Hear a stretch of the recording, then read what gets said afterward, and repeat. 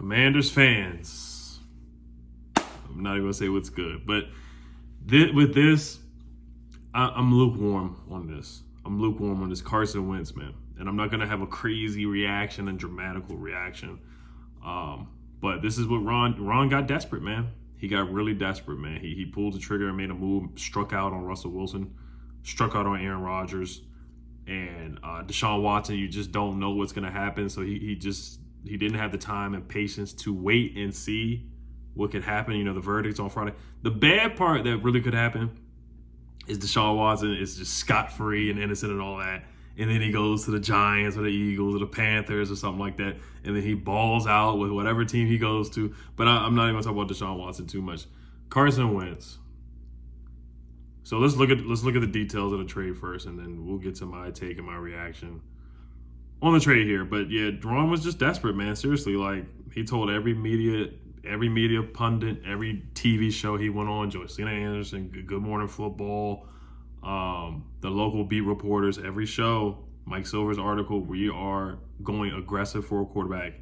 Now, this gives me Donovan McNabb 2.0 vibes just a little bit because Carson Wentz, man, we got the guy that the Colts don't want. And I made a video 2 weeks ago. I said, hey, if the Colts release Carson Wentz, I'm want to get Carson Wentz because he would be the best out of all the free agents. I think he would be better than Trubisky. He would be better than Andy Dalton, Teddy Bridgewater, Tyrod Taylor, Andy Dalton. Guys like that. I think he'd be better than Mitch. I think he'd be a little bit better than Jameis, in my opinion, right at the same level as the Jameis, or a little bit better. But I think he would be the top of the free agent quarterback class. I'd rather have him. Like him and Jimmy G is a tough one. I think he's better than Jimmy G. He has the ceiling or the potential to be better than Jimmy G. Just to compare him to the options after you strike out, I think Carson Wentz would have been the best free agent quarterback available. In my opinion, I would have been fine with getting him as a free agent quarterback. But trading him, let's go over the picks that we gave up. Colts get 2022 third round pick. So this year's third round pick. They get next year's 2023 third round pick that can become a second round pick if Carson Wentz plays 70% of the plays. They also get a 2022 second round pick. So they get 2023 third round pick that can become a second if Carson Wentz plays 70% of the plays, and a 2022 second round pick. So basically we gave up 2/3 in our second round pick, but it's a pick swap. So we get Carson Wentz and we get the Colts 22 second round pick. So it's a swap of second round picks, and they get 2/3. But the third is a conditional third. It can become a second round pick if Carson Wentz plays 70% of the snaps. So basically what the Colts did with the Eagles, if Carson Wentz plays an X amount of snaps, X amount of games, then the Eagles pick turned into a first round pick that they got from the Colts, a conditional. It turned into a first because he played every game of the season. So that's what happens. Carson Wentz has missed a good amount of games. You already know ACL injury. People used to joke around and call him, wheelchair Wentz and whatnot. So he has missed a lot of games, bad ankles and whatnot. He has been through a lot. He has played through a lot of injuries. Now, 2017 had a great career. He had a great year that year. Had an MVP type season before he did get injured. We can talk about Philly. And with the Eagles, yes, he did cook us a lot. He cooked us a lot with the Eagles, ducking his head. He used to cook us. I'm not even gonna lie. Carson Wentz, he would cook us every game. Monday Night Football, Sunday Night Football. Whenever we played him, he basically cooked us every time. But this is a different guy than what it was in 2017. Last year with the Colts, of course, there's the concern that Jaguars game, the last game of the year. It's a must-win game. They're 9-7. They must win to get in. And you're playing against the Jaguars, who are 3-13, 2-13, something like 2-14, whatever they were. It's a must-win game, and you got to win that game. And guess what? They end up losing that game. So there's red flags with this for sure. I'll go over these. These are my red flags. 1, the injuries. 2, losing to the Jaguars. 3, this is a team, the Colts. Chris Ballard, the GM. Frank Reich was your offensive coordinator with the Eagles. He took a chance on Carson Wentz when things got toxic in Philly. When Nick Foles came in and he didn't really recover from that mentally. Jalen Hurts, they drafted Jalen Hurts, and he didn't really recover from that mentally. Him, allegedly not getting along with the coach Doug Peterson.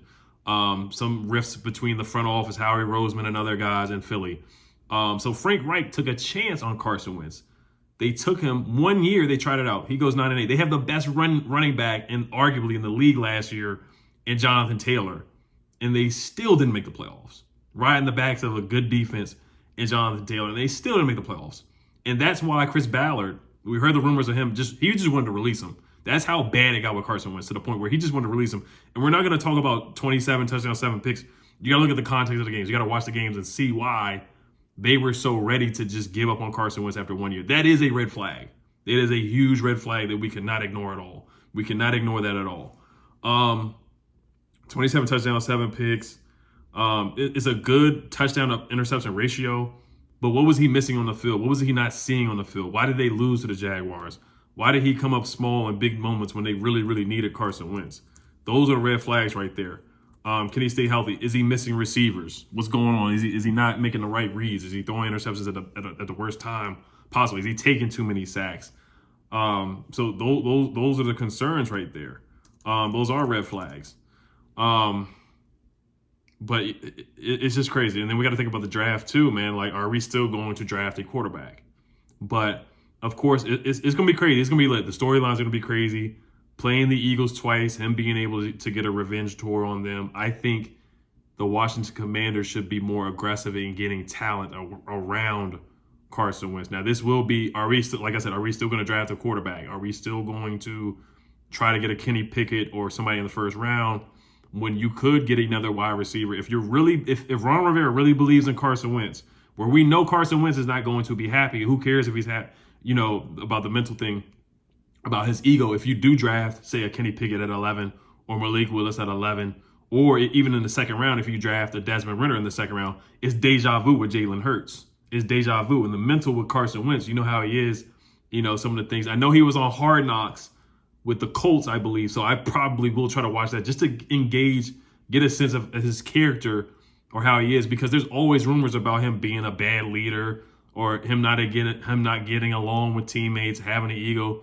So I am going to try to watch a little bit of Hard Knocks just to see that, just to get a sense of, how he is for real. But it's just a lot to process and stomach. So $28 million. So one thing, we're taking on that full contract too. We're taking on that full contract as well. So you got to keep that in mind. $28 million, we're taking it off. Now, the pros of it is next year, looking at his contract, looking at over the cap, it's a dead money cap hit of $0. So he has zero guaranteed money in 2023 and in 2024. He's 30 years old right now. So a dead money cap hit of $0 in 2023 and a $0 dead money cap hit in 2024. So if it does not work out, we could release him and cut him, and there would be no dead money cap hit. So that's one of the pros of Brandon Carson Wentz. Another pro, he is somewhat mobile. He's not as mobile as what he used to be. He is 7-2 against the Giants. So he does own the Giants for sure. That's one thing I will say about Carson Wentz. He can get his revenge. I think he will be more motivated. He'll want to get his revenge on, the Eagles and that organization taking Jalen Hurts in the second round. But like I said, we have to do a good job of building around Carson Wentz, just getting talent around him. He's going to have Terry McLaurin. Where with the Colts, he didn't have great receivers. Michael Pittman, Mo Ali Cox is okay. Doyle, the tight end, okay. T.Y. Hilton's older. He's like 34 or something like that. He's getting older. Paris Campbell hasn't really panned out to what they thought he was going to be. So over here, he'll have Curtis Samuel, Terry McLaurin, Logan Thomas whenever he gets back, De'Ami Brown. But we do need to add weaponry. We're going to have to draft a receiver in the first or second round, in my opinion. We really got to do a good job of helping Carson Wentz out. If Ron really believes in this guy, and he has to, because Ron does not have much time left. This is year 3 of a 5-year deal. If this Carson Wentz signing or trade does not work out, the seat will get hot, and especially against a third place schedule. Like I said, especially against a third place schedule. If it does not work out, it's gonna look very bad on Ron. Let's say we go 7-10 again with Carson Wentz, then the seat will get very hot on Ron Rivera. It will get very hot on Ron Rivera. So, in my opinion, honestly, I know the cap space is. We had a good amount of cap space, but $28 million of Carson Wentz, we're taking on that full salary. The cap space is definitely going to go down. It's going to go down, and we probably will have to make a move and let go of Landon Collins. It might impact on him. It might make an impact on him, to be honest with you. Like I said, you look at Carson Wentz's numbers, man. 27 touchdowns, 7 picks last year, and then 16 touchdowns and 15 picks with Philly. And he was 3-8-1 as the starter, where it was just really bad. But like I said, you got to surround him with talent. We got to build up this offense. I know the defense. I know Ron Rivera is a defensive-minded guy, but I think this offseason we really have to go offense. We have to go offense heavy in the draft, really in free agency as well. We got to get another. We got to get another wide receiver. We got to get more talent in here. We really do. We got to add some more wide receivers. Just some more talent in general. We get another running back to help out Carson Wentz. Just have a strong running game where he doesn't have to do too much. But the storylines, like I said, is going to be crazy. Him against Philly twice a year now. Him against Dallas too. I would take a look at Amari Cooper. If we have the cap space, if he's available, I would just try to bring in talent to help Carson Wentz as much as I can. I really would. So, Ron Rivera, man, like I said, he's really desperate now. Like I said, we do get that second round pick, the 2022 second round pick. And according to betting odds, before trading for Carson Wentz, our betting odds to win the Super Bowl was 60-1, and now it's 75-1. So it got worse. But this is, Taylor Heinicke. He's still going to be on the roster. So yeah, he's going to be, I'm not going to say it's not going to be a quarterback battle at all. But this is, I don't know if I like this better than the Fitz move, to be honest with you. I do like this better than the Fitz move. It's tough. Now, I wasn't a fan of the Fitzpatrick move, but I think this is better than the Fitzpatrick move. I do. I think it is. But I hate that we had to give up picks for Carson Wentz. I really think if teams would have waited, I feel like the Colts would have been ready to move on and release him, because it just got that toxic to the point where the Colts just didn't want him anymore. They just didn't want him anymore. So, but hey, man, this is what we got to deal with. I'm gonna just get behind it. I'm not gonna hype it up. Just like last year with Fitzpatrick, it grew on me and I tried to hype it up, but I'm just lukewarm on it right now. I'm really lukewarm. I'm lukewarm on it. I think if we can surround Carson with some talent, get another wide receiver in here to help out Terry McLaurin, and Curtis Samuel comes back healthy, Logan Thomas comes back healthy, we get another tight end, a little bit like a mid-range tight end in the draft or in free agency. Maybe get Olaf at 11, or that'd be a little too high. Treylon Burks, or get Christian Watson in the second round. Alec Pierce at a Cincinnati. One of those guys in the second round. We definitely got to draft somebody. We got to get a wide receiver in the first or second round. So we don't have a third round pick now, which is interesting. But we kept all we kept all of the defensive guys that Ron Rivera did not want to part ways with. That's one thing too. We didn't get rid of Chase Young. We didn't get rid of Daron Payne, Montez Sweat. So that's a pro as well, looking at it. But yeah, like I said, I don't really see us drafting a first round quarterback. I don't see us doing that. And if you have to get Malik Willis or Kenny Pickett and trade up, I don't really see Ron doing that now. I don't see him doing that now. But all right, you guys, salute to the Commanders, man. Hell to the Commanders. Carson Wentz is a Commander, man. Like I said, I wanted to sign him as a free agent, not really trade for him. But hey, it is an NFC East revenge tour, man. NFC, let's go. Let's see if we can get Amari Cooper, and let's just do an NFC East revenge tour. All right, y'all. Salute to the Commanders. Peace.